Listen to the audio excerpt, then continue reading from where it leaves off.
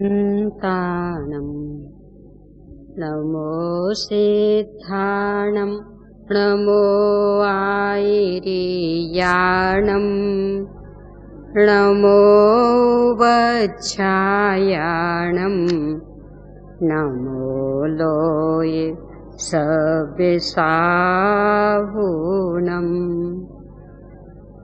मंगलम भगवान वीरो मंगलम गौतमो गणी मंगलम कुंद कुंदादियो जैन धर्मोस्तु मंगलम सर्वे मंगले मांगल्यम सर्वे कल्याणे कारकम प्रधानम सर्वे धर्माणां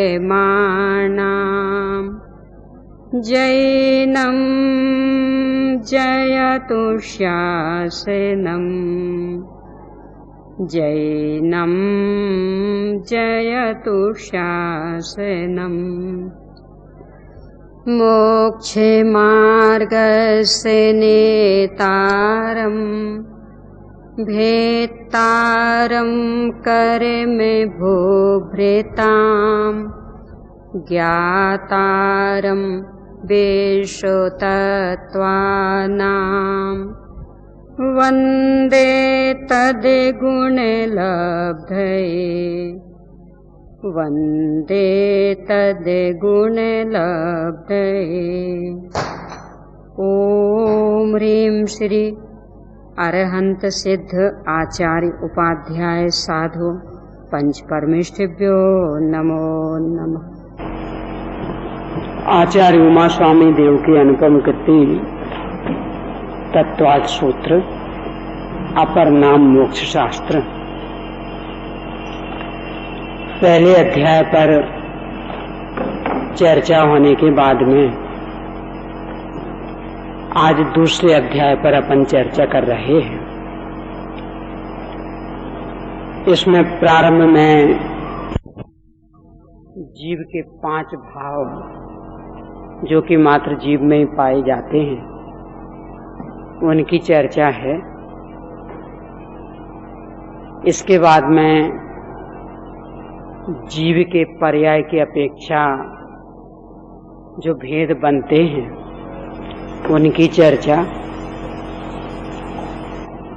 इसके बाद में इंद्रियों का स्वरूप बताते हुए पुराने शरीर छोड़कर जब नया शरीर ग्रहण करने ये जीव जाता है तो किस क्रम से जाता है इसकी चर्चा है। फिर जो शरीर मिलते हैं किस जन्म वाले को कौन सा शरीर मिलता और कुल कितने प्रकार के शरीर हैं इसकी चर्चा। फिर एक साथ एक जीव के कितने जीव हो सकते इसकी चर्चा। और अंत में अनपवर्त्य आयुष वालों की चर्चा। इतनी विषय वस्तु इस अध्याय की है। सबसे पहले जिन 5 भावों की चर्चा है पहले सूत्र में उनके मात्र नाम बताए हैं। औपशमकक्षायकौ भावौ मिश्रस्य जीवस्य सुतत्व मौदेक पारिणामिकौ च। औपशमिक, क्षायक, मिश्र, औदिक और पारिणामिक ये जीव के स्वयं तत्व हैं, यानी अपने भाव हैं, यानी ये जीव में ही पाए जाते हैं, अन्य में नहीं। यद्यपि पारिणामिक भाव तो सभी में पाया जाता है पर यहाँ तो चर्चा 5 को लेकर के है। तो ये 5 भाव मात्र जीव में ही पाए जाते हैं, अन्य में नहीं। क्या है कि जीव के जिन भावों का निमित्त पाकर मोहिनी कर्म का उपशम होता वे भाव कहलाते औपशमिक भाव। जीव के जिन भावों का निमित्त पाकर संपूर्ण कर्मों का क्षय होता है, वे कहलाते क्षायक भाव। जीव के जिन भावों का निमित्त पाकर 4 घाती कर्मों का क्षय उपशम होता है, वे कहलाते क्षयोपशमिक अथवा मिश्र भाव। जीव के जिन भावों का निमित्त पाकर कर्मों का उदय होता है, वे कहलाते हैं औदिक भाव।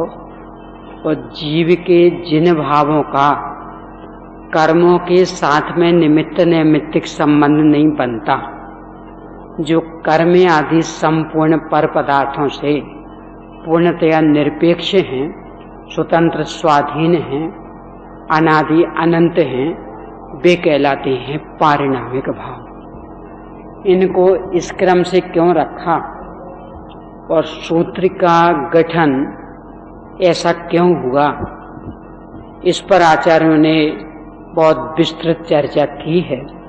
अपन थोड़ी सी चर्चा मात्र करते हैं कि सबसे पहले औपशमिक भाव को रखा, क्योंकि जब भी धर्म की शुरुआत होगी सबसे पहले औपशमिक भाव व्यक्त होगा। औपशमिक भाव की काल मर्यादा मात्र अंतर मुहूर्त होने से इसमें रहने वाले जीवों की संख्या कम है, इसके गुणस्थान भी कम हैं, मात्र 4 से 11वें तक औपशमिक भाव के। समय भी इसका कम है, इसलिए इसको सबसे पहले रखा। औपशमिक से ठीक उल्टा है क्षायक भाव। ये साधी अनंत है, औपशमिक भाव साधी शांत। 4 से प्रकट होगा और ज्यादा से ज्यादा 11वें तक रहेगा।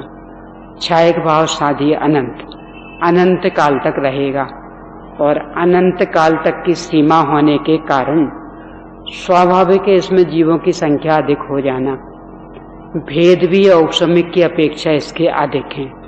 औपशमिक के मात्र 2 भेद और क्षायक के 9 भेद।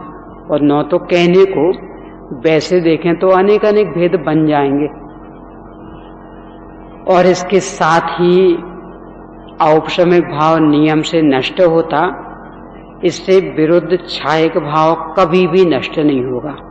तो इस तरह पूर्ण उससे विपरीत होने के कारण क्षायक भाव को इसके बाद में रखा। इसके बाद रखा क्षयोपशमिक भाव को। उसका कारण ये है कि एक तो जिन दो भावों की चर्चा की, उन शब्दों को मिलकर के शब्द बना है। उन भावों को मिलकर के तो नहीं बना है, पर उन शब्दों को, यानी औपशमिक में उपशम शब्द था, क्षायक में क्षय शब्द था, और क्षय और उपशम दोनों को मिला दो तो क्षय उपशम बन जाता है। तो इन दोनों शब्दों को मिलकर के बना है शब्द। इसलिए चूंकि सूत्रात्मक शैली है ना, तो इसमें कम से कम लिखने में भाव अपना पूरा व्यक्त हो जाए तो आचार्य को बहुत प्रसन्नता होती, वैसा उनका प्रयास रहता है। इसलिए यहाँ मिश्र शब्द का प्रयोग किया। तो दोनों का मिश्रण है, एक तो इसलिए इनके बाद में रखा। दूसरा कारण ये है कि चूंकि ये अनादि से ही जीवों की चल रहा, ज्ञानावरण आदि का क्षयोपशम तो अनादि से ही विद्यमान है, तो अनादि से चल रहा है, इसलिए इसका काल अधिक है और जीवों की संख्या भी अधिक है। इससे बड़ा कारण तो ये है कि क्षयोपशमिक भाव खास करके ज्ञान, दर्शन और वीर्य संबंधी, यानी मत ज्ञान आदि, चक्षु दर्शन आदि, और जो 5 क्षयोपशमिक लब्धियां हैं, ये वह संपत्ति है कि जो दोनों ओर काम करती है। यानी अपने को जो भी ज्ञान दर्शन उपलब्ध है, इससे ही चाहे तो संसार बढ़ा सकते हैं और इससे ही चाहे तो मोक्ष प्राप्त कर सकते हैं। अलग से और कोई संपत्ति नहीं है।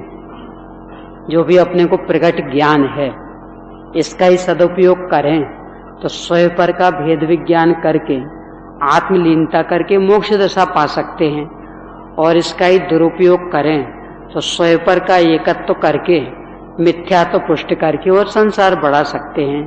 यानी ये जो छाउपसमिक भाव वाला खास करके ज्ञान दर्शन वीर्य वाला है, यह दोनों ओर काम करता, मिथ्यात्व दशा में भी, सम्यक्त्व दशा में भी, मोक्ष मार्ग प्रकट करने में भी और संसार मार्ग बढ़ाने में भी। इसलिए इन सबके बीच में रखा, क्योंकि इससे आगे चर्चा औदिक की है और वो तो संसार मार्ग है, और अभी पहले चर्चा मोक्ष मार्ग की हो चुकी, और ये छाउपसमिक भाव दोनों जगह काम करने, मोक्ष मार्ग में भी और संसार मार्ग में भी।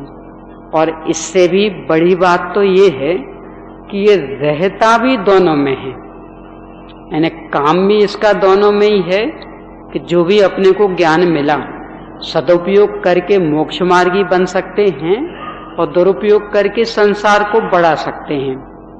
और यदि ये सम्यक हो गया तो इससे ही ये मोक्ष मार्ग में भी रहना है। जैसे छाउपसमिक सम्यक, तो छाउपसमिक चारित्र, संयमा संयम, तो ये सब भेद तो मोक्ष मार्ग वाले हैं, और बाकी जो ज्ञान दर्शन आदि के तो ये संसार मार्ग में भी रहते हैं।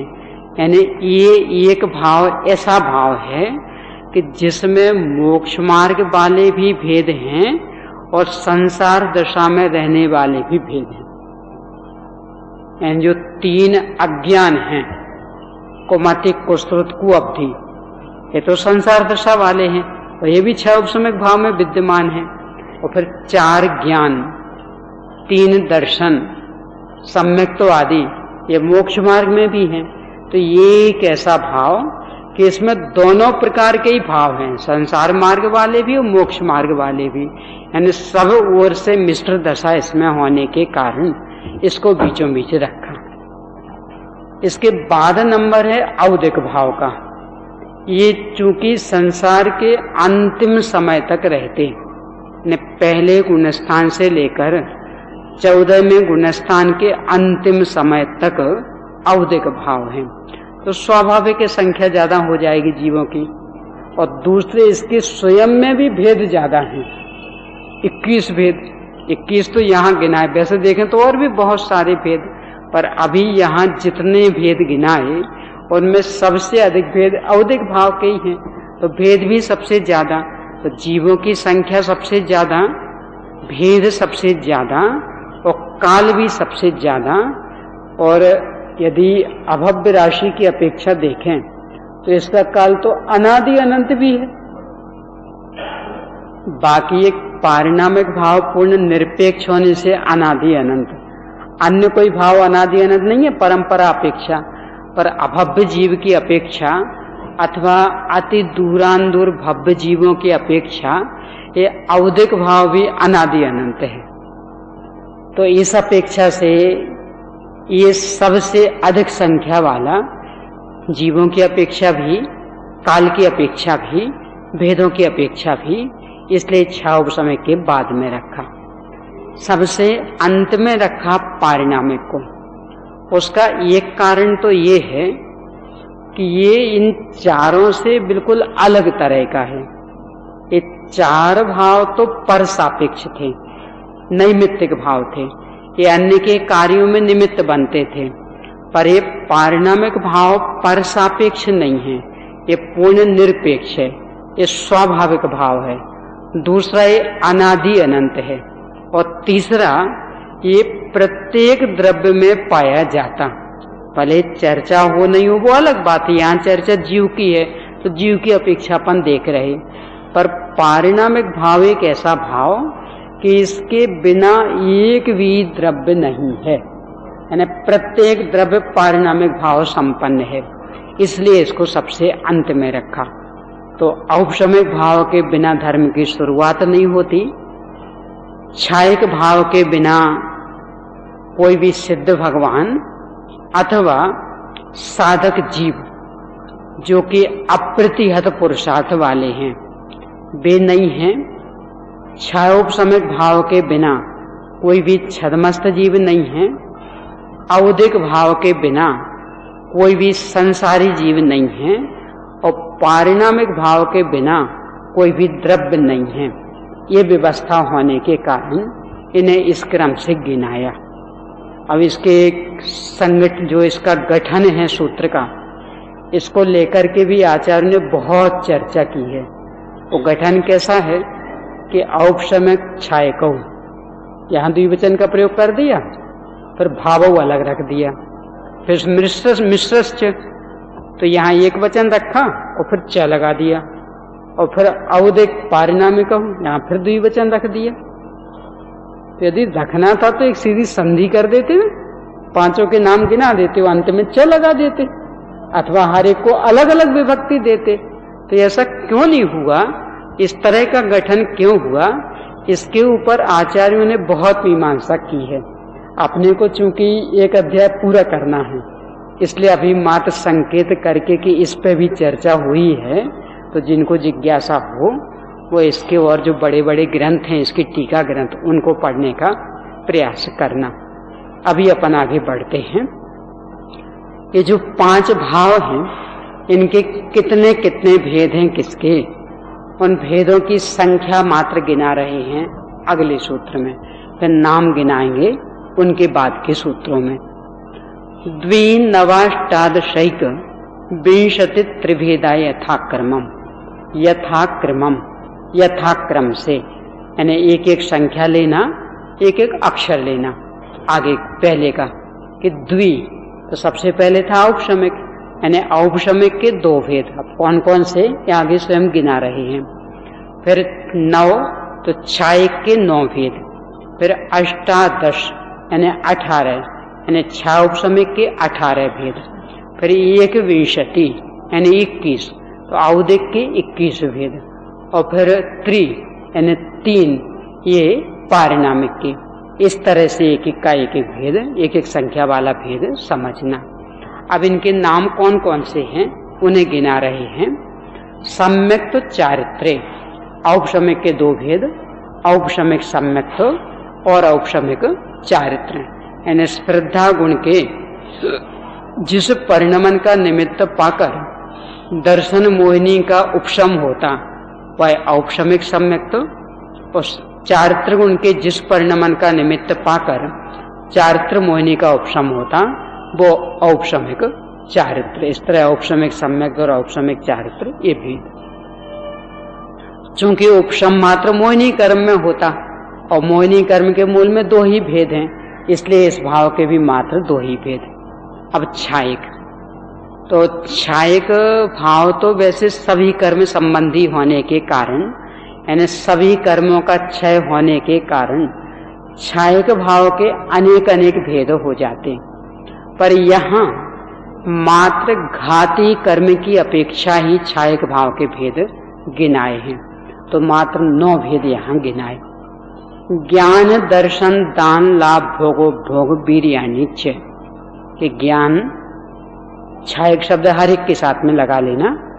छायक ज्ञान, छायक दर्शन, छायक दान, छायक लाभ, छायक भोग, छायक उपभोग, छायक वीर्य, और च शब्द से ले लेना पहले के दोनों अक्षर, यानी सम्यक्त्व और चारित्र, यानी छायक सम्यक्त्व और छायक चारित्र। इस तरह से 9 भेद। 9 केवल लब्धि, नाम सुना होगा, अपनी भक्ति में भी पढ़ते, 9 केवल लब्धि प्रगटाओ। तो वो 9 केवल लब्धियां कौन कौन सी, ये वाली, यानी जो छायक भाव के 9 भेद है ना, ये 9 केवल लब्धियां कहलाती। तो इनका नाम 9 केवल लब्धियां क्यों पड़ गया कि ये केवल ज्ञान के साथ प्रकट होती, यानी 4 घाती कर्मों का अभाव हुआ तो उसमें ये प्रकट हुए। तो केवल ज्ञान, ज्ञानावरण कर्म के अभाव में, केवल दर्शन यानी छायक ज्ञान कहो अथवा केवल ज्ञान कहो, छायक दर्शन कहो अथवा केवल दर्शन कहो, तो ये दर्शनावरण के अभाव में, और छायक सम्यक्त्व और छायक चारित्र ये मोहिनी के अभाव में, और बाकी ये 5 अंतराय के अभाव में। तो 4 घाती कर्मों के अभाव में प्रकट होते केवल ज्ञान के अविनाभावी हैं, इसलिए 9 का एक नाम है 9 केवल लब्धि। अब इसके बाद में 6 उपशमिक भाव के 18 भेद। ज्ञाना ज्ञान दर्शन लब्धियस चतुस्त्री त्रि पंच भेदा सम्यक्त चारित्र संयमा संयमाश्च। इसमें भी मात्र 4 ही कर्मों की मुख्यता है, क्योंकि क्षयोपशम मात्र 4 घाती कर्मों का ही होता, आघाती कर्मों में क्षयोपशम की स्थिति नहीं बनती। इसलिए इसमें भी 4 कर्म ही मुख्य और 4 गुण मुख्य, ज्ञान दर्शन सुख वीर्य।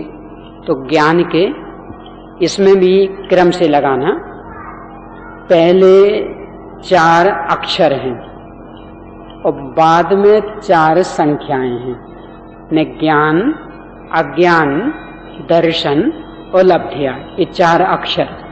और फिर चतुः त्रि पंच, ये 4 संख्याएं। तो इनको क्रम से जोड़ना कि ज्ञान चतु यानी 4 ज्ञान, मति श्रुत अवधि मना पर्याय, ये 4 ज्ञान। फिर अज्ञान 3 अज्ञान, को मति को श्रुत को अवधि।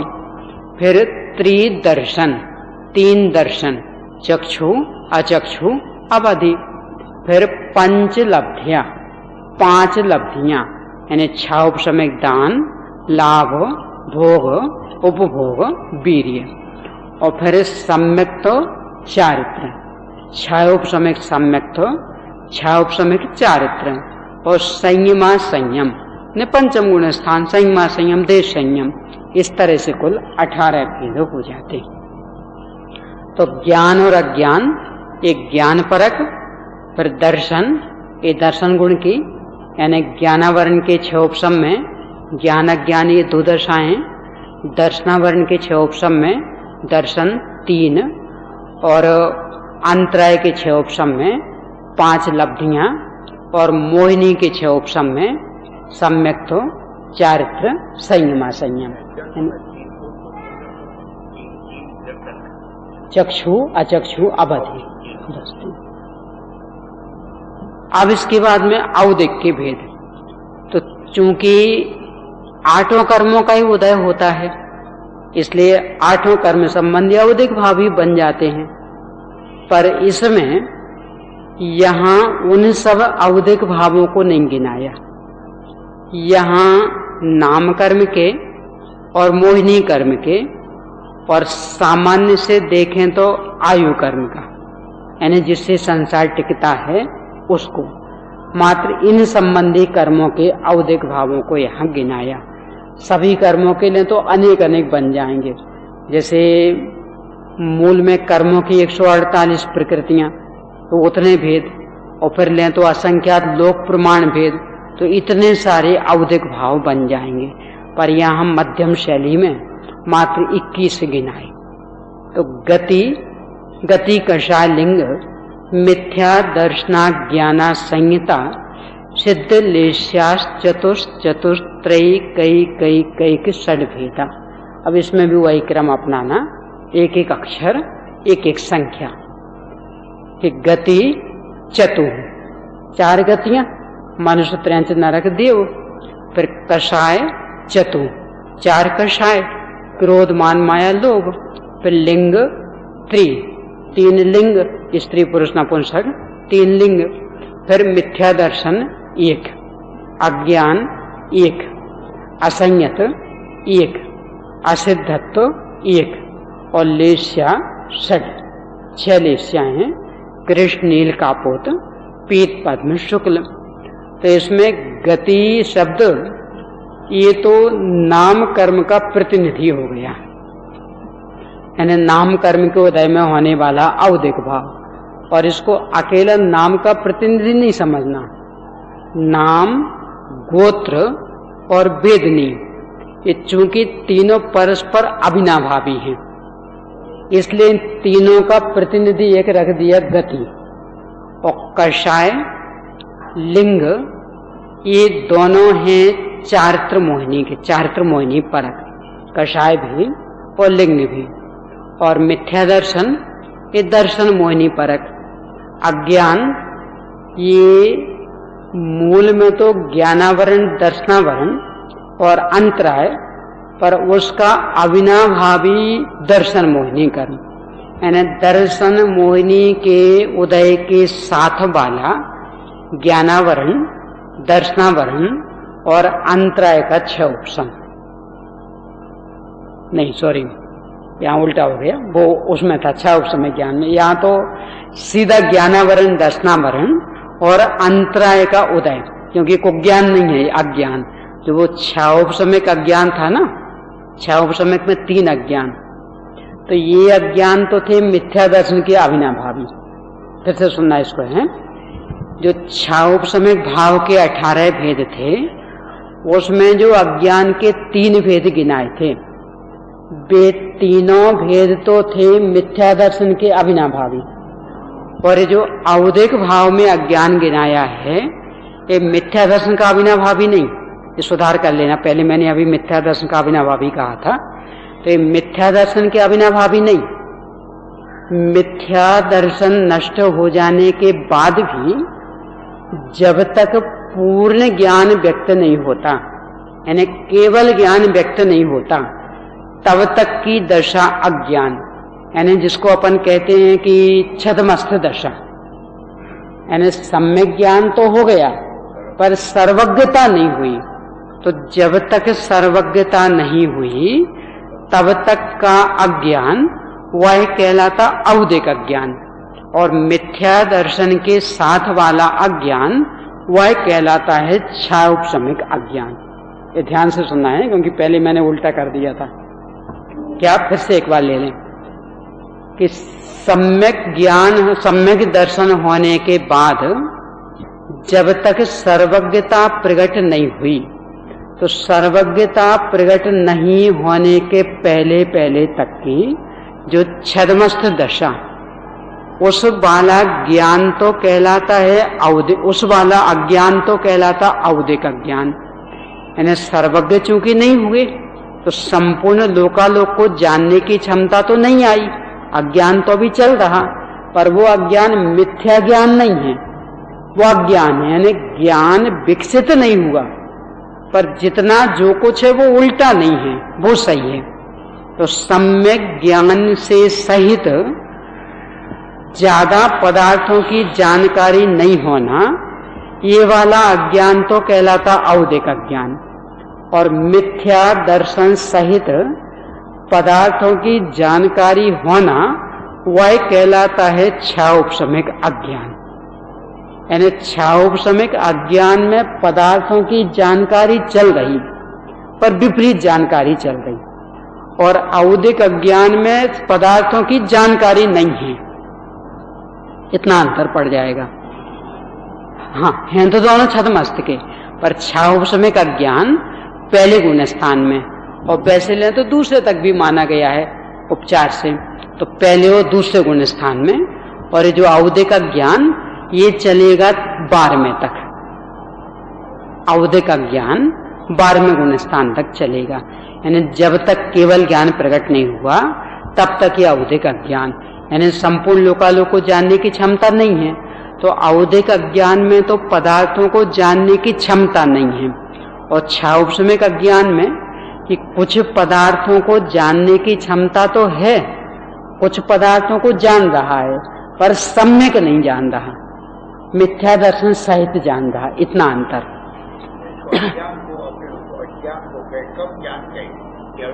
हाँ, तो ये औदिक अज्ञान को कम ज्ञान कह सकते, यानी पूरा ज्ञान नहीं है, अभी केवल ज्ञान नहीं है, इसलिए अज्ञान, मिथ्या ज्ञान नहीं। और 6 उपशमिक अज्ञान वाला वो मिथ्या ज्ञान है, यानी उसमें कुछ पदार्थों की जानकारी तो चल रही है पर है मिथ्या, यानी मिथ्या दर्शन से सहित जान रहा, इतनी विशेषता ले लेना। इसके बाद में असंयत, असंयम दशा, तो ये 4 त्रिमोहिनी के सद्भाव वाली। फिर असिद्धत्व, तो इसमें ले लेना मुख्य रूप से आयु कर्म, और वैसे देखें तो 4 आघाती कर्म भी ले सकते, पर चूंकि गति में अपन ने 3 आघाती कर्मों को ले लिया था, नाम गोत्र वेदनी, तो असिद्धत्व में आयु को ले सकते कि जब तक आयु कर्म शेष है तब तक असिद्धत्व दशा रहेगी, सिद्ध नहीं होंगे, तो ये भी औदिक भाव। और इसके बाद में लेस्या, 6 प्रकार की लेस्याएं। लेस्या के संदर्भ में आचार्यों के अनेक अनेक तर्क वितर्क हैं कि लेस्या को किस भाव में रखना। उन्होंने बहुत सुंदर मीमांसा इस पर की है और उससे फिर निष्कर्ष ये निकाला कि वास्तव में ये भी सापेक्ष पारिणामिक भाव समझना लेस्या। उसके पीछे उन्होंने तर्क दिए हैं। 13वें गुणस्थान तक लेस्या होती है, 14वें में नहीं होती। तो यदि लेस्या को क्षारोपशमिक भाव मानते तो क्षारोपशमिक भाव तो चूंकि 12वें गुणस्थान तक होता है, तो लेस्या मात्र 12वें तक रहनी चाहिए थी, पर 13वें में है। अब यदि उसे औदिक भाव माने तो जितने कर्मों का उदय 13वें में है उतने ही कर्मों का उदय 14वें में है।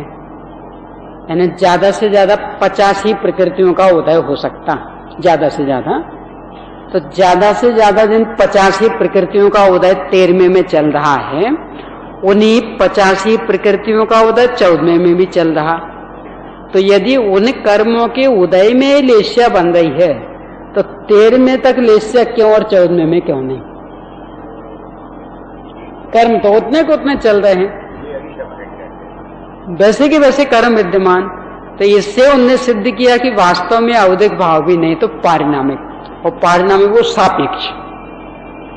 सापेक्ष यानी कि जैसे दूसरे गुणस्थान में पारिणामिक भाव बताया ना, तो वहां पारिणामिक भाव है सापेक्ष। यानी दर्शन मोहिनी का वहां कुछ भी नहीं, ना दर्शन मोहिनी का उपशम है, ना दर्शन मोहिनी का क्षय उपशम है, ना दर्शन मोहिनी का उदय है, ना दर्शन मोहिनी का क्षय है। तो दर्शन मोहिनी की अपेक्षा कोई भी भाव नहीं होने के कारण पारिणामिक, ऐसे भावों को कहते सापेक्षिक पारिणामिक। तो ऐसे लेस्या को भी सापेक्ष पारिणामिक समझना, क्योंकि निरपेक्ष पारिणामिक होता तब तो आगे भी रहता। अपना जीवत तो पारिणामिक है, तो अनादि अनंत है। जैसे लेस्या पारिणामिक होती तो वो भी अनादि अनंत होती, तो अनादि अनंत तो नहीं रहती है।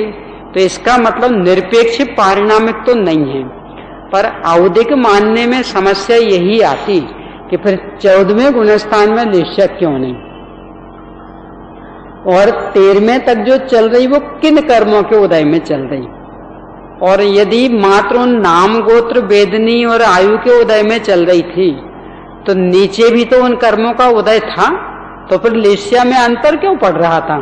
कहीं 6, कहीं 3, फिर कहीं 1, तो ये अंतर क्यों पड़ा?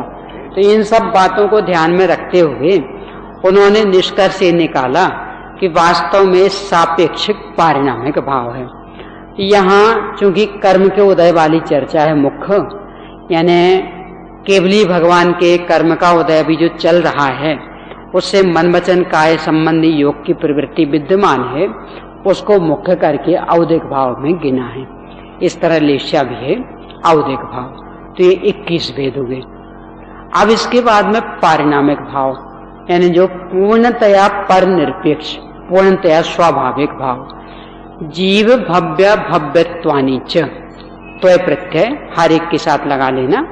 जीवत्व, भव्यत्व, अभव्यत्व, ये तीनों पारिणामिक भाव, यानी ये पूर्ण निरपेक्ष भाव हैं। यानी अपन जीव हैं तो क्यों, कोई अच्छे काम किए होंगे और बेचारे पुद्गल ने कोई बुरे काम कर लिए होंगे कि नहीं? परिणाम स्वभाव, और स्वभाव अतर्क गोचर, उसमें कोई तर्क नहीं चलना। एक जीव भव्य है तो क्यों, कोई अच्छे काम किए होंगे, और बेचारे अभव्य ने कोई गलती कर ली होगी, तो उस प्रकृति को गुस्सा आ गया होगा तो उसने अभव्य बना दिया होगा। यानी ऐसा नहीं, यानी भव्यत्व भी पारिणामिक, अभव्यत्व भी पारिणामिक। यानी ये किसी कर्म का दोष नहीं है, ये अपने किसी अपराध अथवा अच्छे काम का परिणाम नहीं है। यानी अभव्य इसलिए अभव्य नहीं है कि उसने कोई गलती की है, और भव्य इसलिए भव्य नहीं है कि उसने कोई अच्छा काम कर लिया, वो स्वभाव से ही।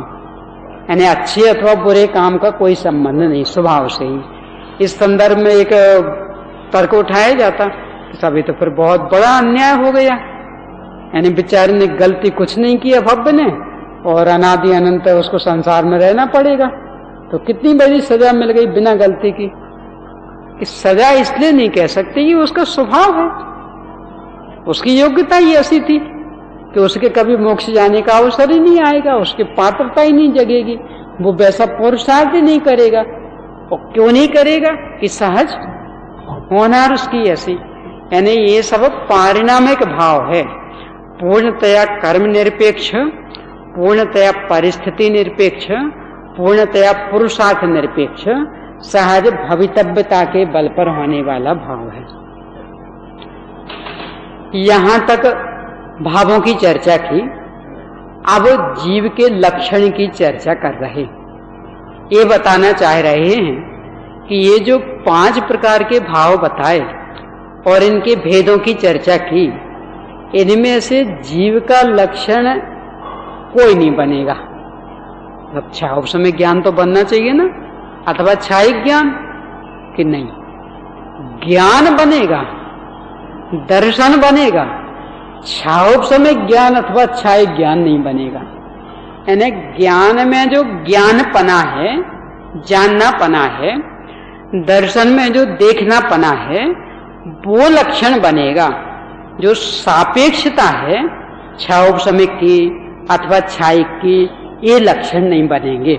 ये बताने के लिए अगला सूत्र है उपयोगो लक्षणम, कि जीव का लक्षण उपयोग है, यानी जानना देखना, ये अपना लक्षण है।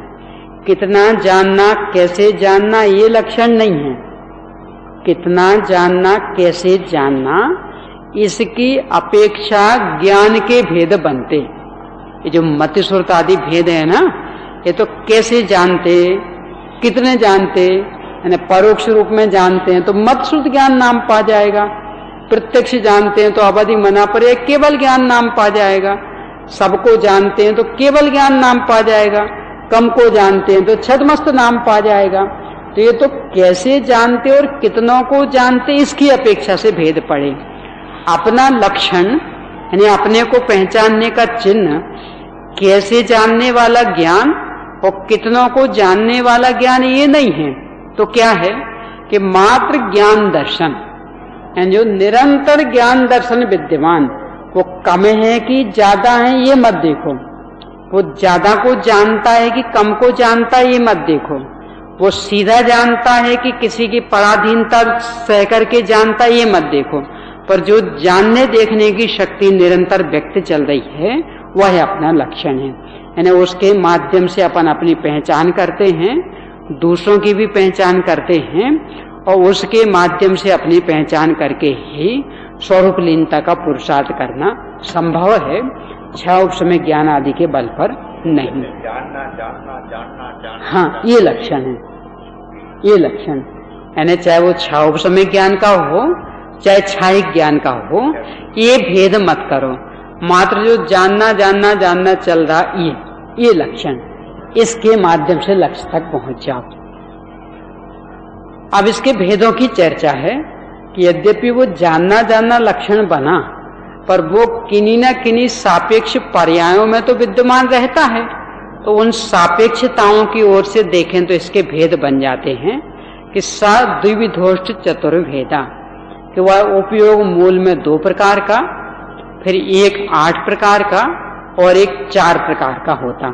मूल में 2 प्रकार का, ज्ञानोपयोग दर्शनोपयोग, फिर ज्ञानोपयोग 8 प्रकार का, 5 ज्ञान यानी सम्यक ज्ञान और 3 कुक ज्ञान, तो इस तरह 8 वेद, और दर्शनोपयोग 4 प्रकार का, चक्षु अचक्षु अवधि केवल।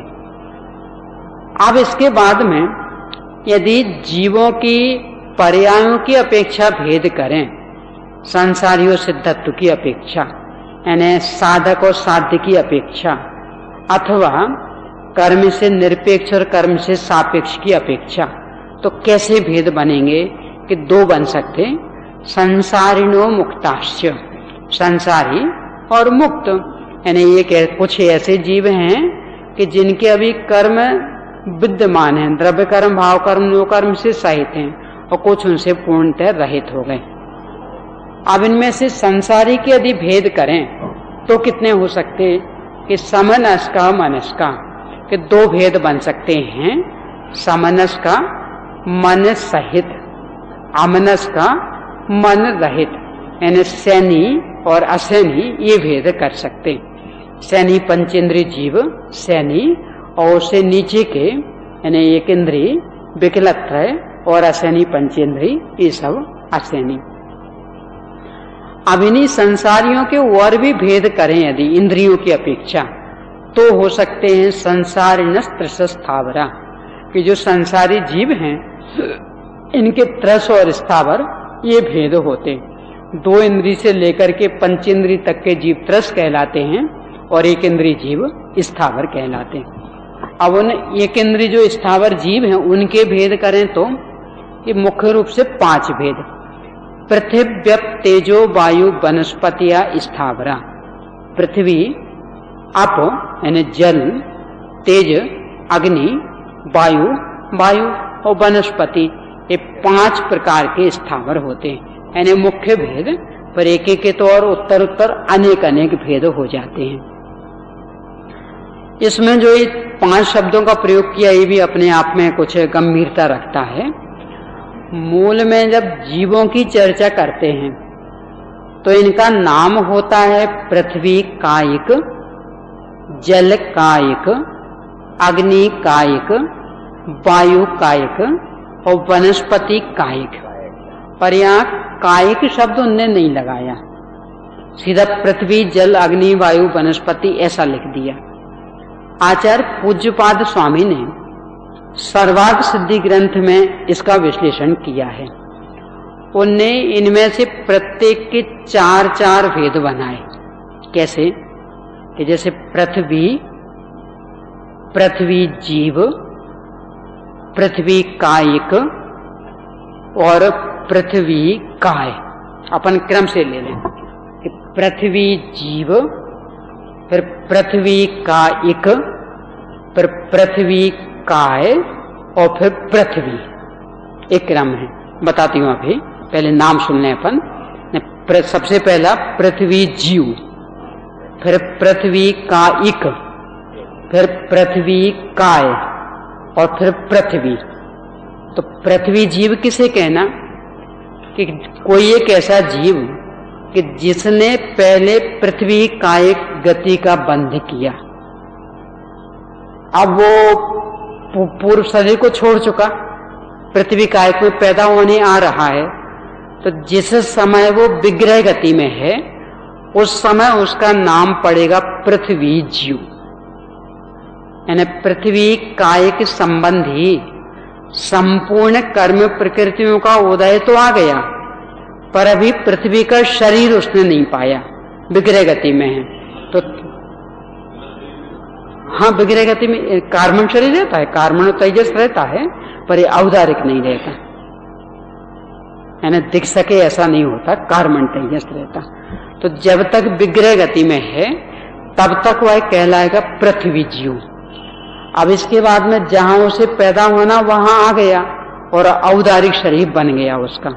तो जो ये अपने को सब दिखता है ना, यानी पर्वत आदि, ये सब पृथ्वी कायिक, यानी जीव भी है उसमें और शरीर भी उसका बना है, पृथ्वी कायिक, यानी शरीर सहित जीव अथवा जीव सहित शरीर, जैसा भी कहना हो, यानी शरीर भी है और उसमें अभी जीव भी है, तो वो कहलाता पृथ्वी कायिक। इसके बाद में अपनी आयु पूरी करके वो जीव निकल गया, वहां से अन्य गति में चला गया। तो जिस पृथ्वी काय में से जीव अभी अभी निकला है, कुछ ही समय हुआ, वह पृथ्वी शरीर कहलाता पृथ्वी काय, यानी अभी अभी जीव निकला है। यानी जिसको अपन सौ कहें ना, सौ वैसे नहीं कहलाता है, क्योंकि जिनमें 7 धातुएं होती हैं वो शरीर सौ कहलाता, लाश वो कहलाते, मुर्दा वो कहलाता। एक इंद्रिय आदि में 7 धातुएं तो होती नहीं है, तो जो वो अकेला भी शरीर पड़ा है, जीव उसमें से निकल गया, वह कहलाता है पृथ्वी काय। और फिर अभी उसमें अन्य जीवों को उत्पन्न करने की क्षमता है। और जब काफी लंबा समय बीत गया हो, इतना लंबा समय कि उसके कारण यानी जो काल का अंतर पड़ गया और अनेक अनेक प्रक्रिया उस पर हो गई, उस पृथ्वी पर, तो अब उसके बाद में उसमें नए सिरे से पृथ्वी जीव को पैदा करने की क्षमता ही ना रही हो, वो कहलाती पृथ्वी। यानी ये जो है ना सीमेंट आदि, ये कहलाएगा पृथ्वी। रेत, बालू, ये कहलाएगी पृथ्वी। यानी इसके ऊपर इतनी प्रक्रिया हो गई है रासायनिक अथवा मशीनों के द्वारा कि अब उसमें द्वारा पृथ्वी जीव पैदा होने की संभावना नहीं रही। और भले कोई त्रसजीव हो जाए, उसका निषेध नहीं है, पर मूल जो पृथ्वी का एक वो थे, तो अब उसमें द्वारा पृथ्वी जीव पैदा नहीं होगा।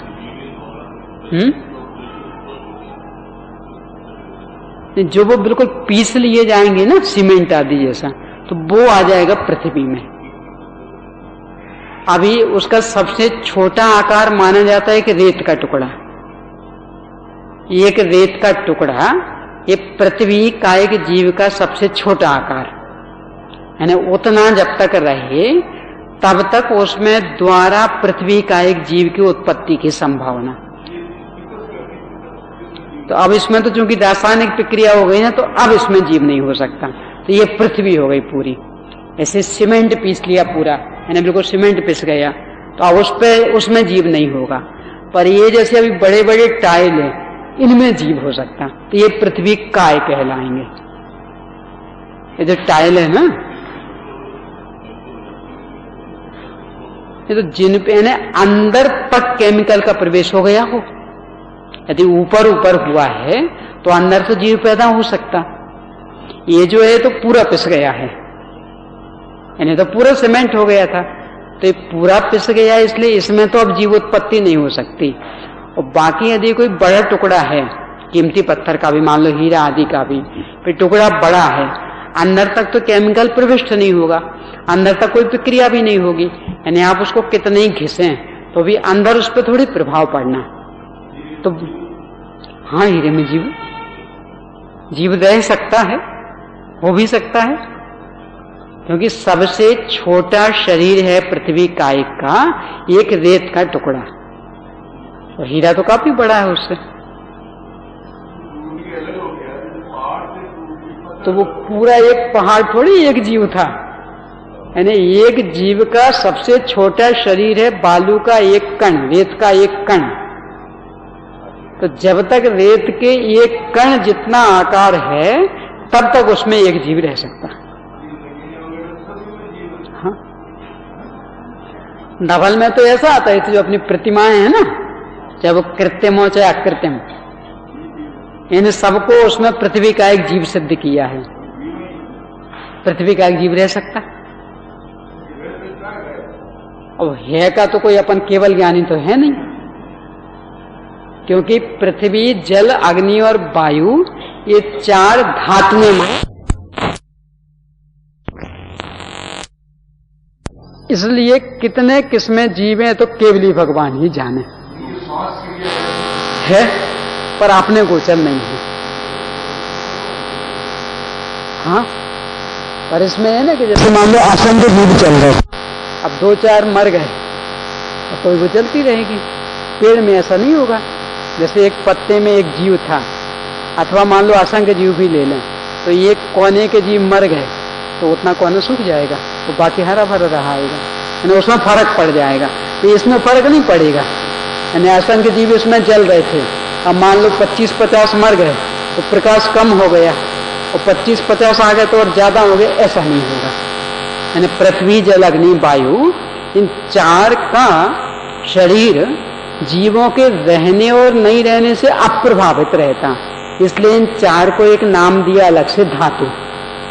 और वनस्पति काय क्या कि उसका प्रभाव पड़ता, जीव रहेगा तो हरी भरी दिखेगी, और जीव उसमें से निकल जाएगा तो मुरझा जाएगी, सूखने लगेगी। तो जो पत्थर आदि हैं, प्रतिमा आदि भी भगवान की, उनमें भी जीवों की संभावना वीरसेन स्वामी ने धवल ग्रंथ में बता सिद्ध की है कि जीवन न हो सकता है। एक पृथ्वी का एक अन्य तो रहे तो वो तो कहीं भी रह सकते हैं, पर ये तो मूल पृथ्वी का है, क्योंकि वो पृथ्वी है ना, नहीं रह सकते। हाँ रह सकते हो, उसमें कोई दिक्कत। चलते फिरते नहीं, सूक्ष्म जो लब्धि है पर्याप्त तक त्रस है ना क्षुद्र भाव वाले, वे तो निर्बाध होते हैं, तो रह सकते हो वहां, कोई दिक्कत नहीं। पर तो जो मूल वो पृथ्वी है, तो पृथ्वी उसमें हो सकता है। मास रहेगा, यानी जो पंचेंद्रीय जीव, जो एक 2 इंद्रिय से लेकर के पंचेंद्रीय तक के जीव हैं, भले वो लब्धि या पर्याप्त तक हों, तो भी उनमें 7 धातुएं होती। हाँ पूरी दिखेंगे नहीं, आकार बहुत छोटा होता है। और 7 धातुएं वो अपने को 7 धातुओं रूप में नहीं दिखेंगी, जैसे इल्ली आदि होती, तो अपने को सब मांस कहाँ दिखता है? यदि वो अचानक मचल जाए तो पानी पानी से निकलता है, पर है उसमें सारी है, हड्डी आदि सब। सांप आकार दिख रहा, पर 7 धातुएं दिखती, हड्डी आदि दिखती क्या उसमें?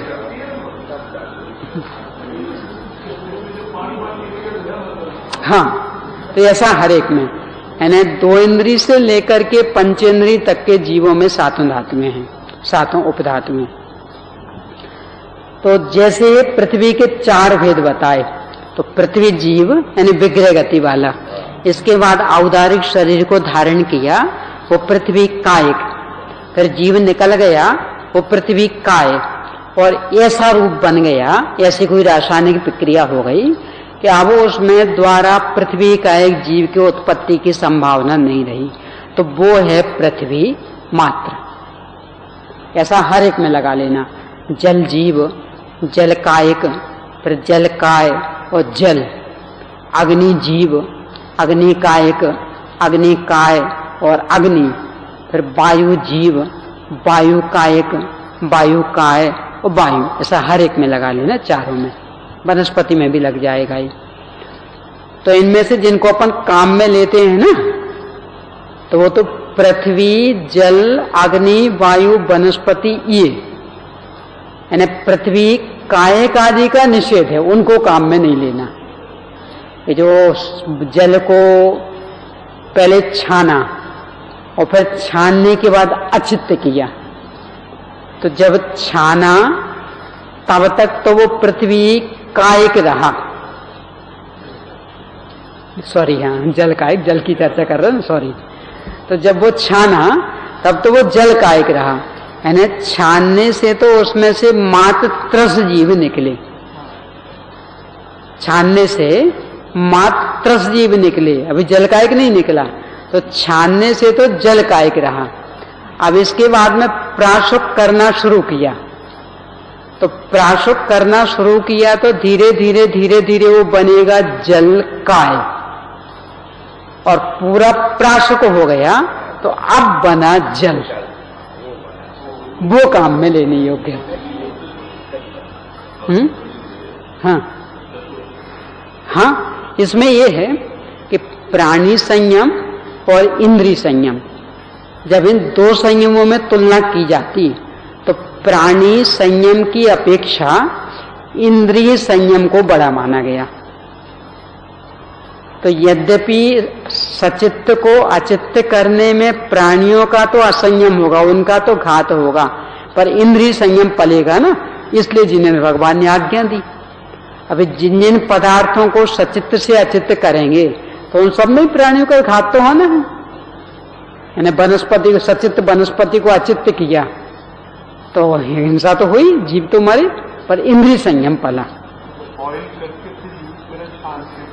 हाँ, तो वो जल हो गया, वो इस तरह का अपने यहां विधान। तो ये 5 में लगा लेना ऐसा। अब इसके बाद में कहा कि स्थावर तो आपने बता दिए, पृथ्वी, जल, अग्नि, वायु, वनस्पति। त्रस कौन कहलाते? तो लिखते हैं द्विंद्रिया दयस्त्रसा, 2 इंद्रिय से प्रारंभ करके सब त्रस कहलाते। तो 2 इंद्रिय से प्रारंभ करके कहां तक ले जाना? 2 इंद्रिय, 3 इंद्रिय, 4 इंद्रिय, 5 इंद्रिय, 6 इंद्रिय, 7 इंद्रिय, कहां तक ले जाना? तो उसके लिए सीमा बताई, पंचेंद्रियाणी, कि 2 इंद्रिय से लेकर के पंचेंद्रिय तक, इससे आगे नहीं ले जाना। यानी पंचेंद्रिय तक के जीव 2 इंद्रिय से पंचेंद्रिय तक के त्रस कहलाते। अब ये जो इंद्रिय वाले जीव हैं, ये जो इंद्रियां हैं वे कितने प्रकार की होती कि द्विविधानी, वे दो प्रकार की होती, द्रव्येंद्री और भावेंद्री। यानी अपने में जो जानने देखने की क्षमता है वह तो कहलाती है भावेंद्री, और उसमें निमित्त बनने वाले जो शरीर के चिन्ह हैं ये कहलाते हैं द्रव्येंद्री। अब इन दोनों के भी भेद बता रहे हैं। निर्वृत्युपकरणे द्रव्येंद्रियम, द्रव्येंद्री के दो भेद, निर्वृत्ति और उपकरण। जो मूल साधन बनता वो निर्वृत्ति कहलाता, और जो उसकी सुरक्षा का साधन होता वो उपकरण। अपन आंख के माध्यम से अच्छे से समझ सकते कि जो मूल वो पुतली है ना आपकी, यानी जो वास्तव में देखने में निमित्त बनती, वो पुतली तो कहलाती है निर्वृत्ति, और बाकी जो पलकें आदि हैं, पलक है, उसके जो रोए हैं, ये सब कहलाते उपकरण। यानी मूल जो देखने में निमित्त बनती, तो ये कोई पलकें थोड़ी देखने में निमित्त बनती, वो पुतली, तो पुतली निर्वृत्ति, और ये सब पलक आदि तो उसकी सुरक्षा के साधन, तो ये उपकरण। ऐसा पांचों ही इंद्रियों में होता, और अपन जान सके नहीं जान सके वो अलग बात है। आंख की तो स्पष्ट ख्याल में आ जाता, बाकी का तो ऐसा ख्याल में नहीं आता। तो अपने जानने नहीं जानने से कोई अंतर नहीं पड़ता है, पर होता है पांचों में। इसके बाद भावेंद्री के भेद। लब्धोपयोग भावेंद्रियम, लब्धि और उपयोग, ये दो भेद हैं भावेंद्री के। यानी जितनी अपने को जानने की क्षमता मिली, जितनी क्षमता व्यक्त हुई, वह तो है लब्धि, और जितनी अपन अभी काम में ले रहे वह है उपयोग। कि जैसे अपन अनेक अनेक शास्त्रों को जान सकते, जानते हैं, तो वह सब ज्ञान तो कहलाएगा लब्धि। और अभी अपन पूरा का पूरा ज्ञान मोक्ष शास्त्र में लगा रहे, अथवा दूसरे अध्याय के इस सूत्र में लगा रहे, ये कहलाएगा उपयोग। यानी जितनी पूरी क्षमता मिली है वो लब्धि, और जिसको अभी अपन काम में ले रहे हैं वह उपयोग। ये दोनों भावेंद्री के भेद। अब ये जो भावेंद्रियां हैं, द्रव्येंद्रियां हैं, इनके कितने भेद, उनकी चर्चा है। स्पर्शन दशनक घ्राण चक्षु श्रोत्राणी। स्पर्शन, रसन, घ्राण, चक्षु और श्रोत्र, ये 5 प्रकार के हैं द्रव्येंद्रिय और भावेंद्रिय। ये सब चूंकि इसलिए भी गिना रहे हैं कि अन्य लोगों के यहाँ द्रव्येंद्रिय, भावेंद्रिय, कर्म, ज्ञानेन्द्रियां और कर्मेंद्रियां ऐसे नाम भी बताए, तो उन सबसे हटकर के मूल ऐसे ही भेद बनते हैं। इसके लिए सूत्र अलग से बताए जा रहे हैं। अब इन 5 इंद्रियों के विषय क्या क्या हैं, ये आत्मा विषय नहीं बनता तो क्या बनता, उसे बता रहे। स्पर्श रस गंध वर्ण शब्दास तदर्था, तत् अर्था, उन इंद्रियों के विषय क्रम से, स्पर्शन का स्पर्श, रसना का रस, घ्राण का गंध, चक्षु का वर्ण और श्रोत्र का कर्ण, ये बनते हैं। श्रुत मनेन्द्रिय से, और अनिंद्रिय यानी मन का विषय श्रुत है। ये चूंकि सैनी पंचेंद्रिय के ही होता है, और सैनी पंचेंद्रिय के मन सक्रिय होता है, और इसमें पढ़ने पढ़ाने की मुख्यता विशेष हो जाती, और पढ़ने पढ़ाने में मूल निमित्त बनता श्रुत, इसलिए श्रुत की अपेक्षा से परिभाषा दी है। तो श्रुत मनेन्द्रिय से कि इंद्रिय मन का विषय श्रुत ज्ञान होता। अब इसके बाद में ये जो 5 इंद्रिय और मन ये किनके होते हैं इसकी चर्चा है। वनस्पत्यंता नामेकम, वनस्पति पर्यंत तो मात्र एक इंद्रिय होती है, स्पर्शन इंद्रिय, और फिर 2 इंद्रिय आदि कृमि पिपीली का भ्रमर मनुष्यादीना में कैक वृद्धानी, एक एक वृद्धानी, क्रम से एक एक बढ़ाते हुए कृमि, कृमि आदि, ये जो लट आदि, तो इनके 2 इंद्रिय, तो 2 यानी क्रम से, यानी स्पर्शन और रसना, यानी चाहे जो 2 नहीं, इन्हें तो अपन ले लेंगे चक्षु और कर्ण, ऐसी 2, वही 2 ही तो लेनी, कि ऐसा नहीं, क्रम से कि स्पर्शन रसना, फिर पिपीलिका ने चीटी आदि, तो इनके स्पर्शन रसना घ्राण, फिर भ्रमर भौरा आदि, यानी जितने भी उड़ने वाले कीड़े मकोड़े हैं ये 4 इंद्रियों 4 इंद्रिय से ऊपर के ही होते, यानी 4 इंद्रिय और 5 इंद्रिय इनमें उड़ने की क्षमता होती, 3 इंद्रिय आदि में नहीं। तो ये भौरे आदि ये सब 4 इंद्रिय वाले, यानी स्पर्श दर्शना घ्राण चक्षु, और फिर मनुष्य आदि, मनुष्य नारकी देव पंचेंद्रिय त्रियंच, ये सब 5 इंद्रिय जीव हैं। संगीना समनस्का, जो संगी जीव हैं यानी जिनमें हिताहित का विवेक करने की क्षमता है, वे सब मन सहित होते हैं, अथवा मन सहित जीव संगी कहलाते हैं। यहां तक की चर्चा इंद्रियों की हुई। अब वो पुराने शरीर को छोड़कर नए शरीर को ग्रहण करने के लिए जब जीव जाता तो उसकी क्या व्यवस्था है, उसकी चर्चा है। विग्रह गतौ कर्म योगा, विग्रह गति में कर्म योग होता।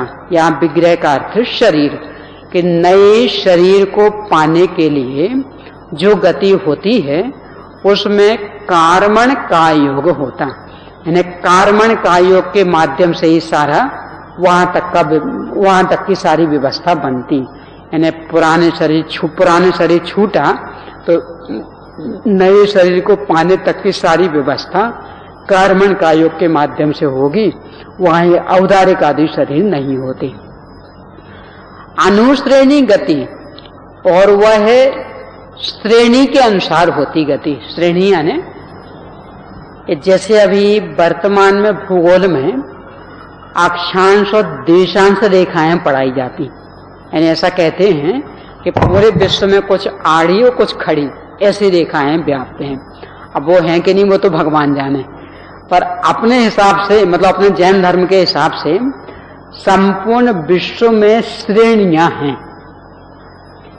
एक प्रदेश चौड़ी और 7 राजू लंबी, ऐसी पंक्तियां आड़ी और खड़ी, यानी ऐसे में भी एक प्रदेश चौड़ी 7 राजू लंबी, एक प्रदेश चौड़ी 7 राजू ऐसी लंबी, और ऐसे में भी।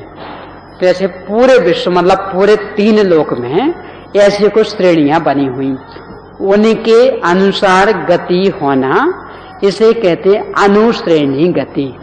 यानी जब भी नए शरीर को पाने के लिए गति होगी तो उन श्रेणी के अनुसार होगी, जो वो लाइनें बनी हैं उसके अनुसार होगी।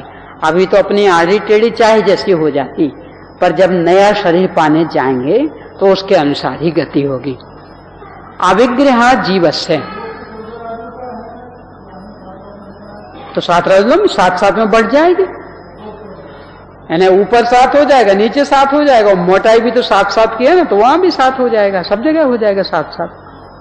लोक तो 14 राजू लंबा है, पर श्रेणी एक प्रदेश चौड़ी और 7 राजू लंबी, और 7 राजू लंबी में सब जगह, जैसे जहां मोटाई है ना तो वहां ऐसा 7 राजू लंबा ले लेना, और जहां ऐसा है वहां ऐसा है।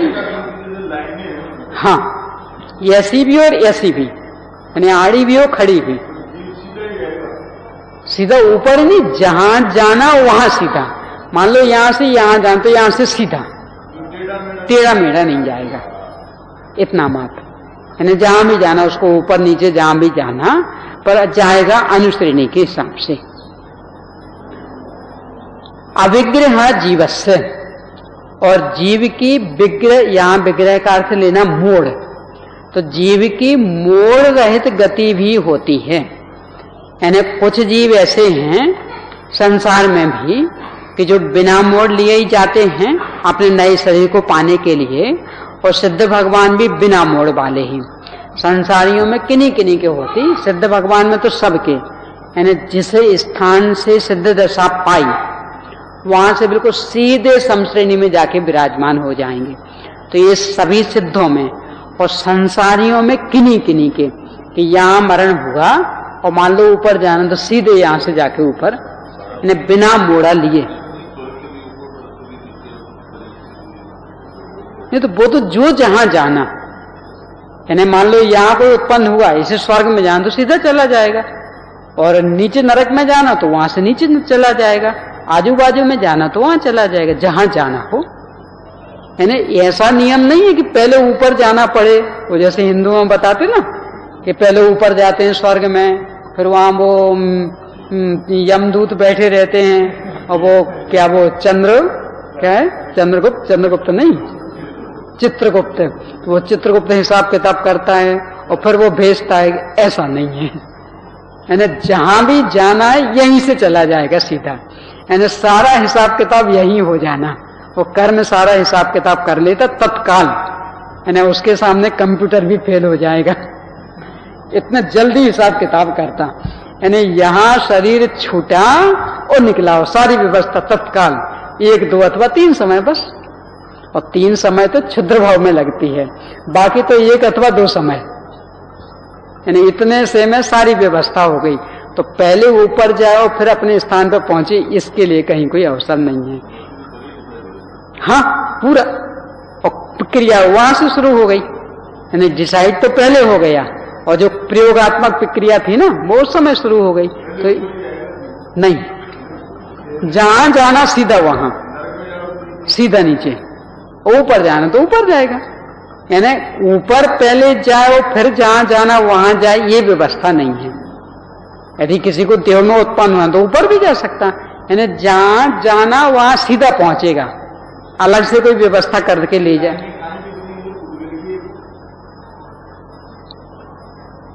ये मूल में तो आकाश प्रदेश है,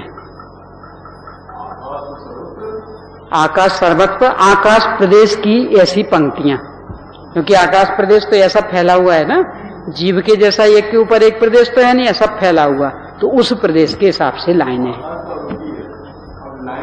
तो लाइनें भी कोई रूपी थोड़ी दिखती थोड़ी है अपने को,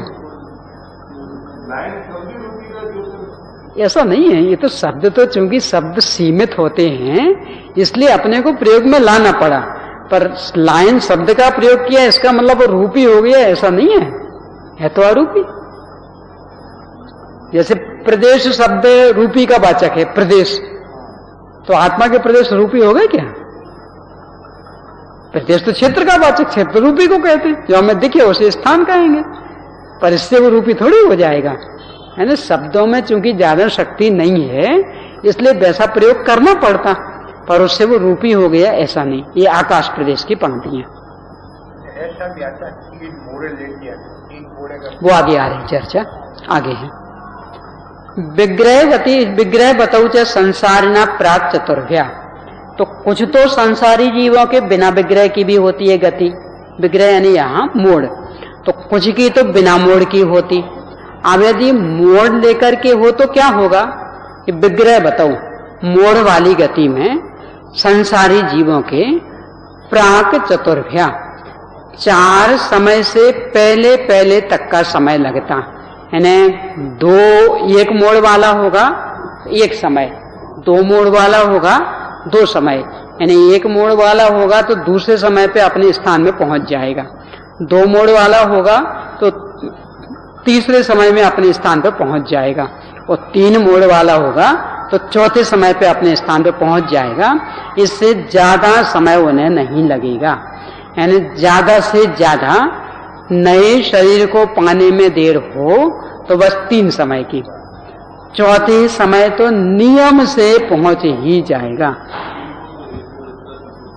हाँ, अब वो किसको क्या लगेगा इसका कोई नियम नहीं है, उसके पीछे कोई उसका कर्म ही नहीं कि भाई इसने ऐसा आप कर्म किया था इसलिए 1 मोड़ लगा, इसने ऐसा किया इसका 2 मोड़ लगा, ऐसा कुछ भी नहीं है।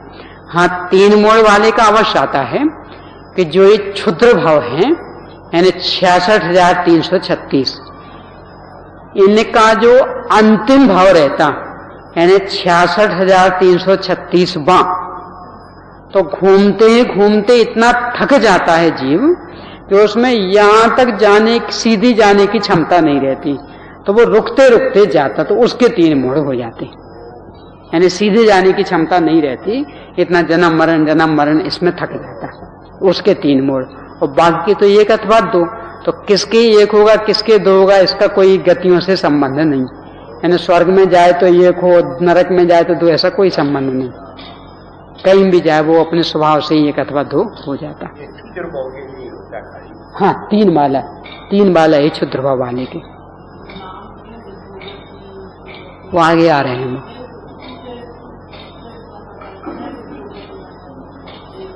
यानी जो बिना मोड़ा लिए जा रहा उसे तो कहते रिजु गति, उसका एक नाम है ईशु गति, ईशु यानी होता बाण, तो बाण जैसे कोई छोड़ तो सीधा चला जाएगा, मुड़ने के लिए अवसर ही नहीं। तो बिना मोड़ लिए जो गति हो रही उसका नाम तो ऋजु गति अथवा ईशु गति। फिर एक मोड़ लेकर के जाए तो उसका नाम पड़ता है पाणी मुक्ता गति अथवा कंदुका गति, ये नाम है। पाणी मुक्ता गति है ना कि कोई चीज हम हाथ से फेंकना चाहते हैं तो ऐसा करेंगे, फिर ऐसा फेंकेंगे तो एक मोड़ यहां पड़ गया, तो ऐसे एक मोड़ लेके जाए। फिर दूसरी होती है लांगलिका गति। लांगलिका ना हल, तो हल की क्या स्थिति कि उसमें दो मोड़ पड़ते, यानी ये जैसे हाथ था उसका और फिर ऐसा और फिर ऐसा, तो ये दो मोड़ वाली गति कहलाती लांगलिका गति। और तीन मोड़ वाली गति कहलाती है गोमूत्रिका गति। यानी अपन यहां खड़े होकर के भी जैसे लोटे से पानी गिराएं तो पहले नीचे गिरेगा, फिर उसमें से फिर उठेगा पानी, फिर वो नीचे गिरेगा, फिर उठेगा पानी, फिर वो नीचे गिरेगा, इस तरह से तीन उसमें पड़ जाते। तो ये तीन मोड़ वाली गति ये गोमूत्रिका गति, इस तरह से नाम है इनके। एक समया विग्रह, एक समय वाली जो गति है वो बिना मोड़ वाली, यानी जिस समय यहाँ शरीर छूटा उसी समय वहां अगले भाव में उत्पन्न हो गया, बिना मोड़ा का। एकम दो तीन नाहार का, और जो एक दो अथवा तीन मोड़े वाली गतियां हैं उनमें उतने समय तक ही अनाहारक होता। अनाहारक यानी तो उतने समय तक आहार वर्गनाओं का ग्रहण नहीं होता।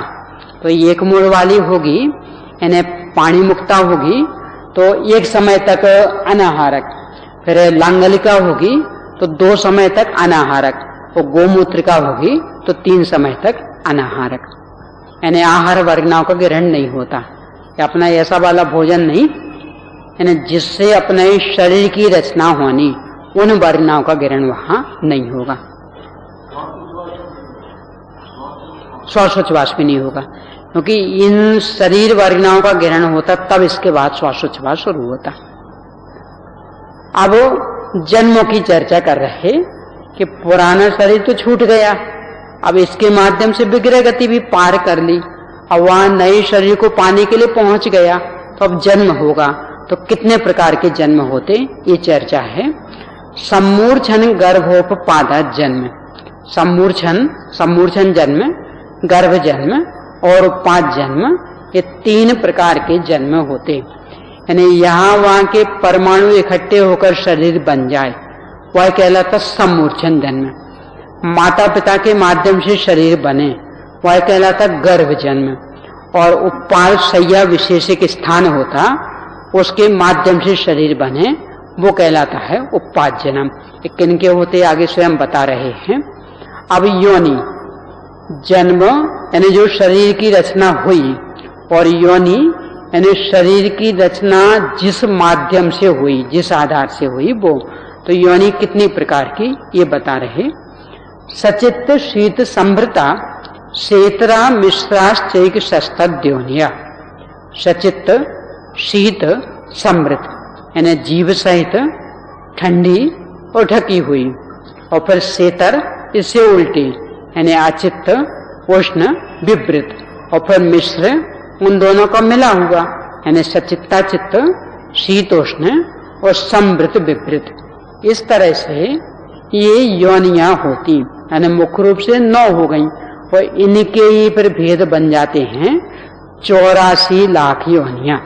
ये जो 9 भेद हैं इनके 84 लाख भेद हो जाते। अभी अपने पास समय नहीं है, नहीं तो इन 9 के कैसे बनते, तो कभी और समय मिलेगा तो देखेंगे अपन। अब जो ये जन्मों की चर्चा की थी तो किनके कौन सा होता ये बता रहे हैं।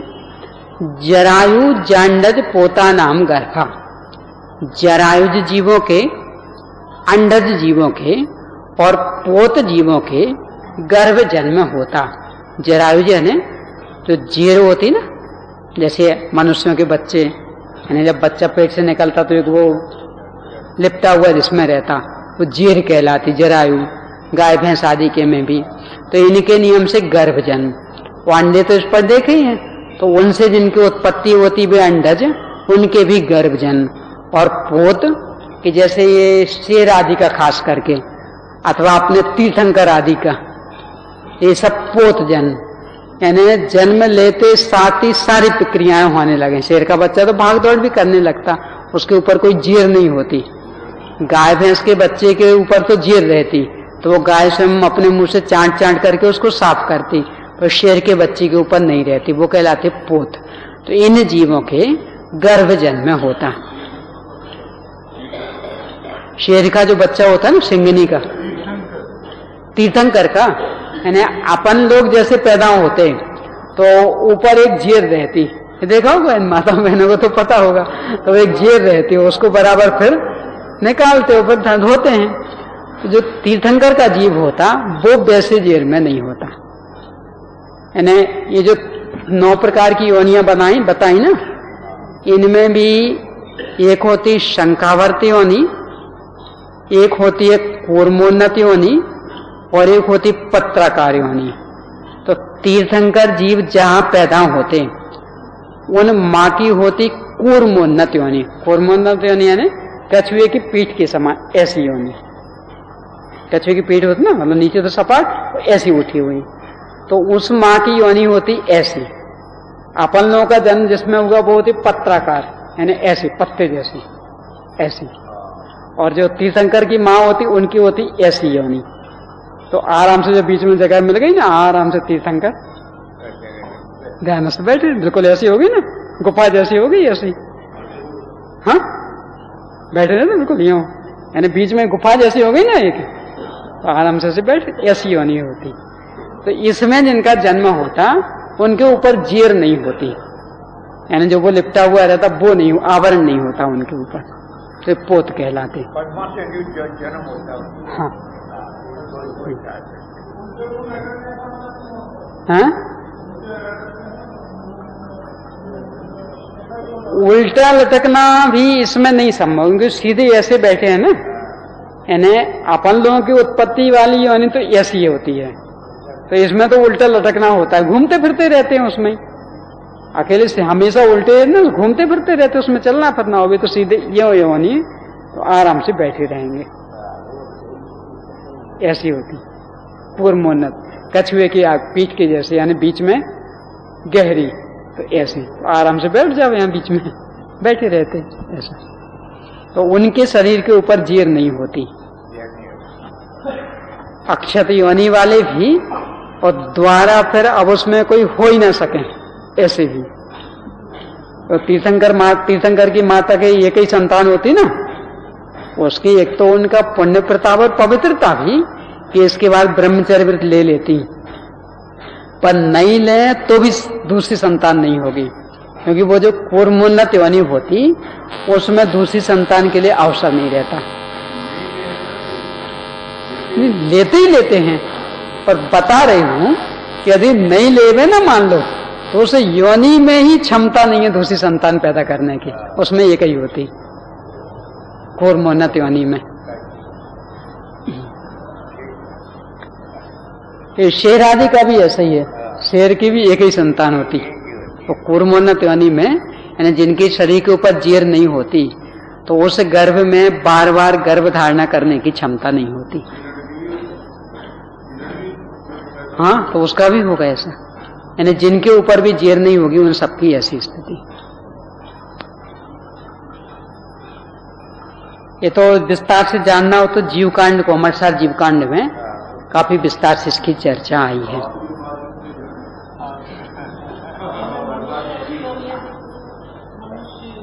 मनुष्य की तीनों ही हैं, कूर्मोन्नत भी होती है, तीर्थंकर आदि की कूर्मोन्नत योनि, अपन सबकी पत्राकार योनि, और जहां गर्भ धारणा नहीं होती तो शंखावर्ती योनि, यानी शंख के जैसी चक्कर वाली, तो उसमें गर्भ धारणा नहीं हो पाती। तो मनुष्यों की तीनों प्रकार की योनि होती।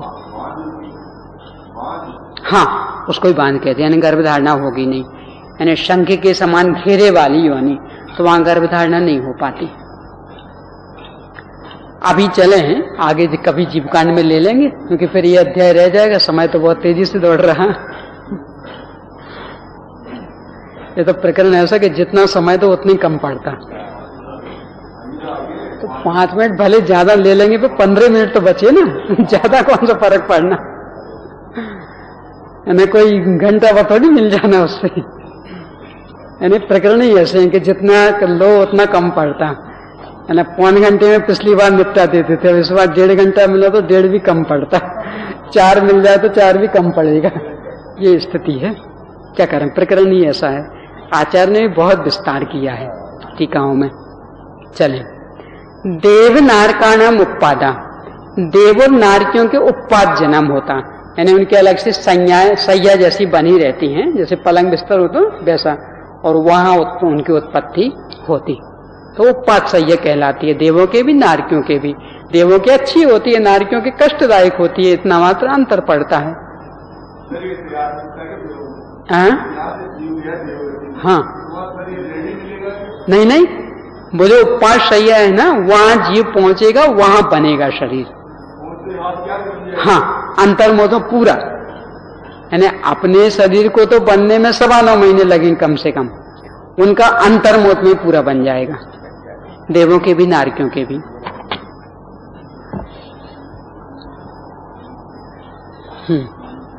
शेषानाम सम्मूर्छनम, और जो शेष बचे यानी गर्भ जन्म और उत्पाद जन्म के अतिरिक्त उन सबका सम्मूर्छन जीव, सम्मूर्छन जन्म। गर्भ जन्म मात्र सैनी पंचेंद्रिय के होता, सबके होगा ऐसा नियम नहीं है, पर जब भी होगा सैनी पंचेंद्रिय के। कुछ सैनी पंचेंद्रिय ऐसे भी कि जिनके सम्मूर्छन होता, तो गर्भ जन्म और देवनारकियों का उत्पाद जन्म, इनको छोड़कर बाकी जितने जीव हैं उन सबके सम्मूर्छन जन्म होता। अब जन्म के माध्यम से जो शरीर मिला उसके कितने भेद, अब उसकी चर्चा।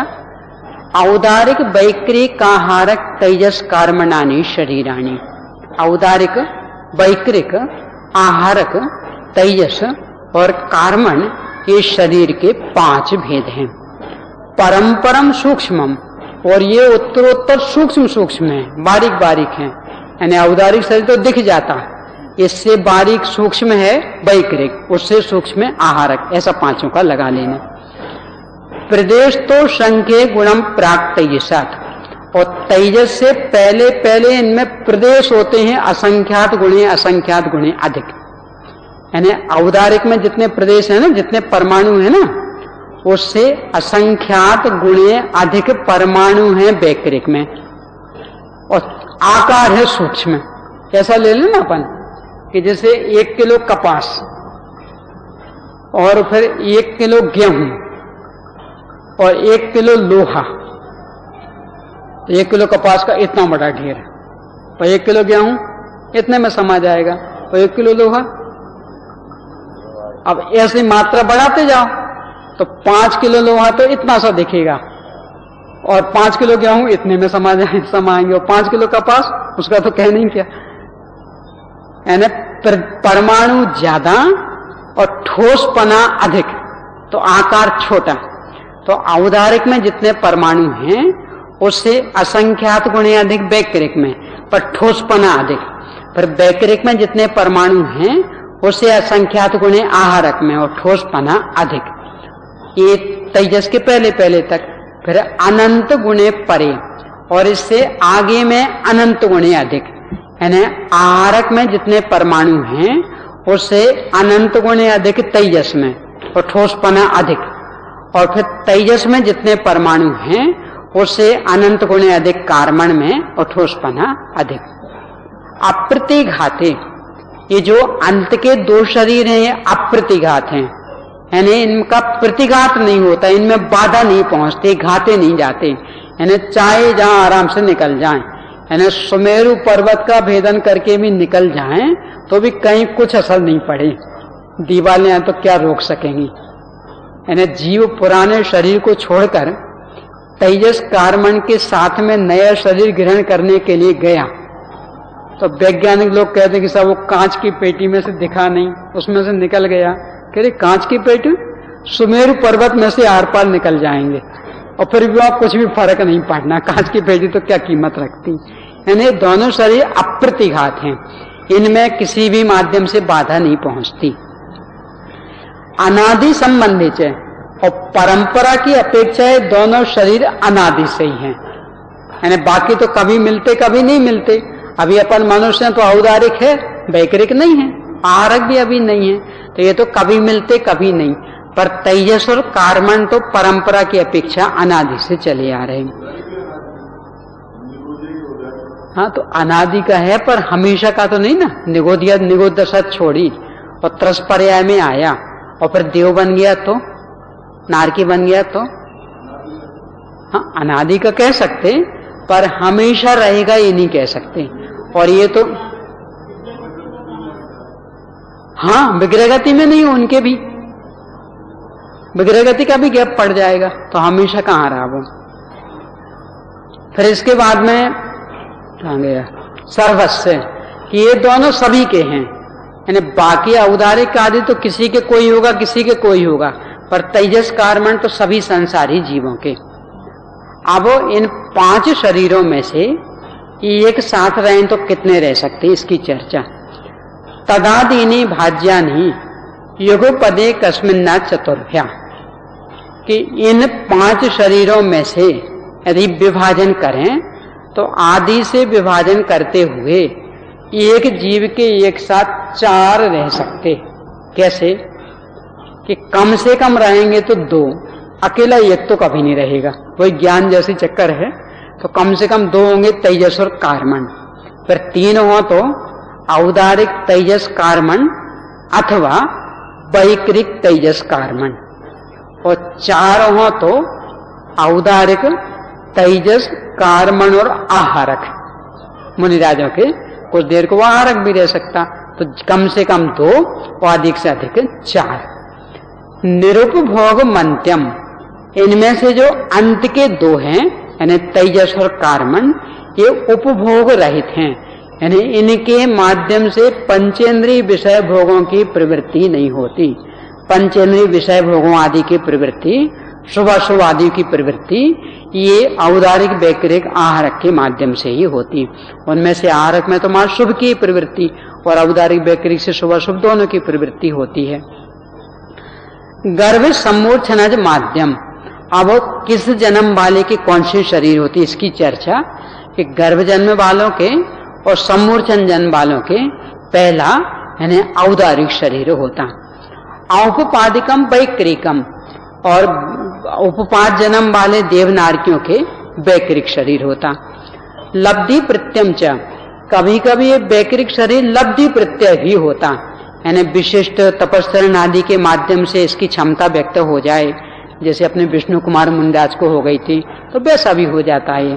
पर वो वैकृक शरीर नहीं कहलाता है, विक्रिया रिद्धि कहलाती है वो। तेजस्मपि, तेजस शरीर भी लब्धि प्रत्यय होता, यानी तपस्चरण आदि के माध्यम से व्यक्त हो जाता। जैसे कि मनु आदि चारण रिद्धिधारी मुंडाज, उनको शुभ तेजस हुई थी और द्वीपायन को अशुभ तेजस, तो ऐसा भी हो जाता। वो औदारिक अपन जीव का कर्मकांड में पढ़ा था ना, वो औदारिक, वो औदारिक वैकृक नहीं, औदारिक।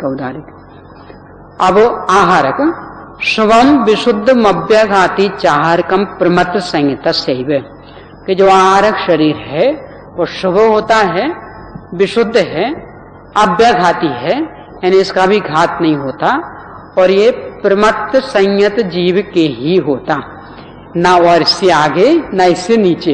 यानी जब भी ये निकलेगा तो 6वें गुणस्थान वर्ती मुनिराजों के ही आहारक रिद्धि प्रयोगात्मक होती।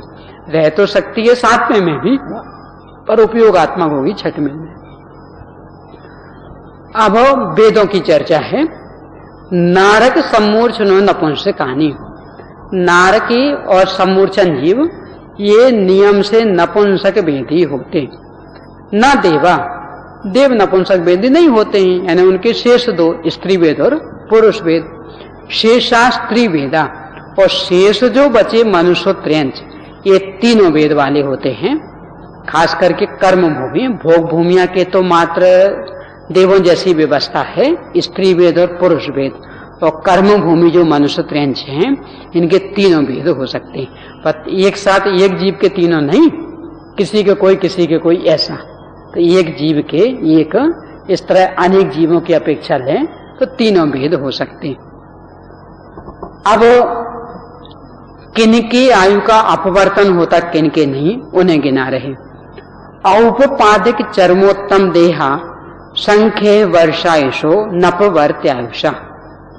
औपपादिक यानी उपपाद जन्म वाले देवनार की, और चरम शरीरी और उत्तम शरीरी यानी उसी भाव से जिनका निर्वाण होना, वे कहलाते चरम शरीरी यानी तद्भाव मोक्षगामी। और जो उसी भाव से मोक्ष जाने की योग्यता वाले तो नहीं हैं, पर त्रिश शलाका के महापुरुष हैं, अथवा 169 महापुरुषों में जिनकी संख्या, वे कहलाते उत्तम शरीर वाले। और असंख्य वर्षायुषा यानी भोग भूमिया जीव यानी असंख्यात वर्ष की आयु वाले भोग भूमिया मनुष्य त्र्यंच, ये अनपवर्त आयुषा, इनकी आयु का अपवर्तन नहीं होता, यानी इनकी आयु घटती नहीं है। ये सूत्र बहुत चर्चा करने के योग्य है।